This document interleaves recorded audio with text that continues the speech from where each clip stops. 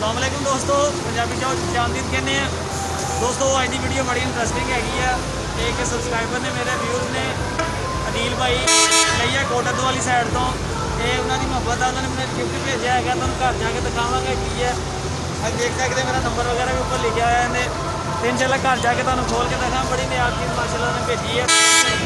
ये मुहब्बत है नहीं दोस्तों।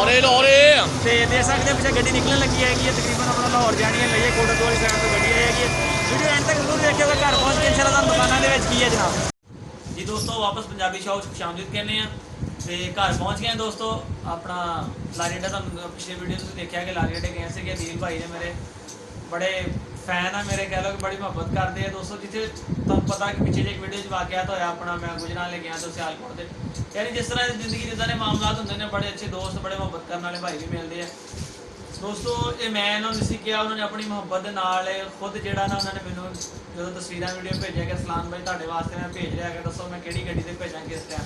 मैं कहा किहड़ी चीज़ भेज रहा जी, तो वो मैं तुहानूं खोल के दिखाना है किहड़ी चीज़ उन्होंने भेजी। थोड़ा जिहा सस्पेंस क्रिएट करे, मज़ा आएगा। तो अदील भाई तुहाडी मुहब्बत का बहुत शुक्रिया जनाब। मैं तुहाडा नवाजिश अपना दिली तुहाडा शुक्रिया अदा करदा जनाब। तुहाडी नवाजिश है, तुसीं तकलीफ की अपने घरों निकले, हालां किसी गाँव च रहिंदे आ। इन्होंने किसी दोस्त की जिम्मेदारी लगाई, वो दोस्त अपना उत्थे अड्डे तक गया, उन्हें लिखवाई। इतने जे 15 16 17 साल की उम्र हैगी आ, बाहर भी नहीं जा सकता। तो इन्हें अपना किसी दोस्त की जिम्मेदारी लगाई, उन्हें भाई मेरे तक पहुँचाया। और यकीन करो इस टाइम अपना 3 बज चुके हैं, जुमे का दिन है माशाल्लाह। तो जुमा पढ़ के मैं फौरी अपना निकल गए थे। वो हले तक भी जो लड़का रखवाने वाला वा वो रात से गड्डी वाले नाल भी तो मेरे नाल भी। इधर देखो जी जनाब ये दोस्तों माशाल्लाह खालस शहर जी अजकल बड़ी नयाब चीज़ हो गई है।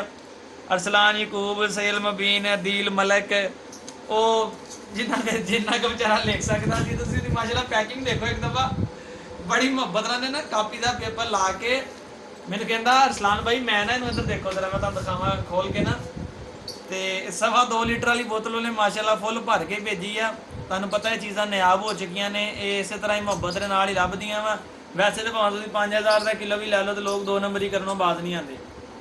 यह जी टेप लगाई सी तो यह देखियो कहता सी दिखाओ जरा, उन्हें एल्फी लगाई इहदे उपर ना, एल्फी लगा के उन्हें एल्फी लगा के पैक किया। कहता कि तराश कट ना लैन कोई मतलब बस वाला या कोई। मैं कहा यार इदा नहीं होंगे, जेडे जिम्मेदारी लेते हैं ना कार्गो करने की वो पहुँचाते हैं, वो हले छोटा उन्होंने गलों का नहीं पता। तो देखो ने किस तरह मुहब्बत नाल इश्तिहार लगाया। एक दफ़ा फिर मैं शुक्रिया अदा कराँगा अदील भाई तुहाडी मुहब्बत आ, तुहाडे सारे दोस्तों देखने वाले की मुहब्बत आ। तुसीं मेरी वीडियो देखते हो, मैनूं फॉलो कर दिओ। और ये इंशाल्लाह हुण अपना रमज़ान मुबारक तुहानूं पता गुजर चुकिया है, ईद भी गुजर गई है, ईद तो बाद वीडियो बना रहे हैं। तो इंशाल्लाह ताला हुण तुहानूं डेली है ना 1-2 दिन बाद नवी वीडियो मिले करेगी पंजाबी शौक च। और तुहाडे शौक के हवाले के नाल बड़ी इन्फॉर्मेटिव वीडियो मिले करेगी। जिस तरह अजकल बीमारियां ने कुत्तियां ने उन्होंने तो भी वीडियो मिलेगी, जिस नस्ल की तुसीं कहोगे वीडियो मिलेगी। तो बिस्मिल्लाह रहमान रहीम दोस्तों खोल रहे हैं।